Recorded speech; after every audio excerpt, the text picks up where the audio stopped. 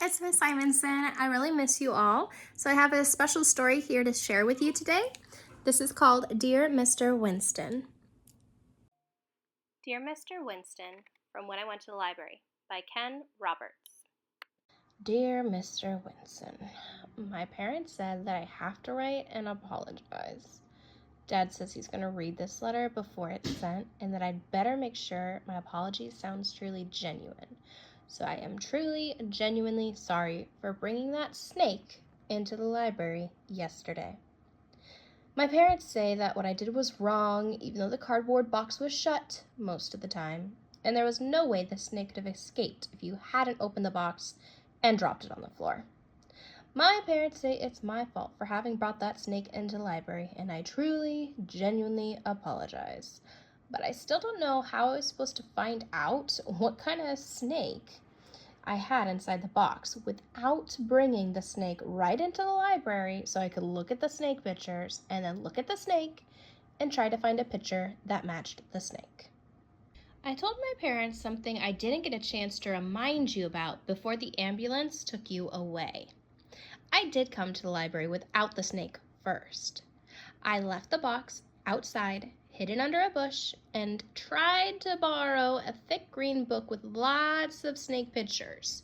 You told me that the big green book was a reference book, which meant that it had to stay inside the library and I couldn't take it out even for 10 minutes.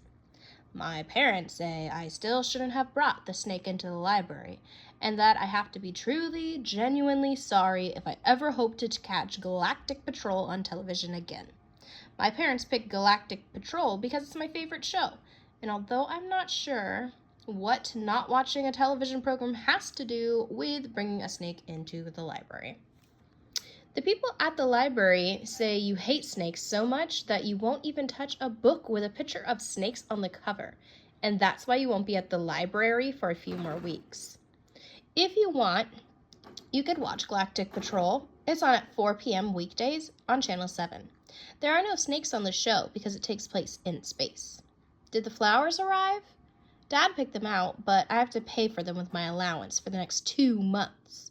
The flowers are proof that I am truly, genuinely sorry for having brought that snake into the library. I hope the people who work at the library find that snake soon. Did they look under all the chairs? That snake isn't dangerous. It's a local snake, and there are no poisonous snakes in Manitoba. The people at the library say you know that too, because that was one of the reasons why you decided to move here. I bought that snake from a friend. I paid 1 month's allowance for it, which means that the snake cost me a total of 3 months' allowance. And I only owned it for 1 hour. Mom says I don't have to tell who sold that snake, so I won't tell you either because Dad says he's going to read this letter. Besides, I don't want you to be mad at anyone else when I'm the one who brought that snake into the library yesterday.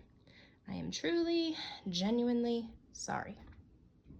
I want you to know that I didn't plan to show you that snake. I mean, to scare you at all. I knew there was a big green snake book was kept.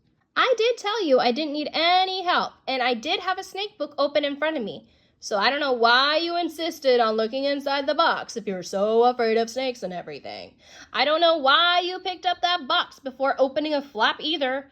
If you had just left the box on the table and maybe even sat down next to it, then maybe the box would have been all right when you screamed and fainted. You wouldn't have fallen so far either if you were sitting down. Did you know that you broke out in a rash after you fainted? I thought the person had to touch something like poison ivy to get a rash. I didn't know that it was possible to get a rash just from thinking about something, but my parents said it can really happen. I think maybe you did touch something. Maybe when you were lying on the floor, that snake slithered over to you and you touched you. Did you know that the snake skin feels very dry, not wet and slimy at all? I just thought of something. Maybe everyone's looking in the library for a snake, but it's not in the library. Maybe it crawled up into one of your pockets or your sleeve and rode with you to the hospital. Wouldn't that be funny? But why don't you get one of the nurses to check? If it's not in your clothes, it might have crawled out and it might be hiding inside the hospital someplace. I think people should be looking there too. am sure you'll be talking to the people in the library to make sure they find that snake before you come back to work. I hope they do find it, even though my parents say that I can't keep it. If that snake is found, could you ask the people at the library to give me a call? I would be interested in knowing if it was all right. And if they do find the snake and do decide to give me a call, could you ask them if they could compare that snake with the snake pictures in that big green reference book before they call me? I would like to know what kind of snake I own for an hour.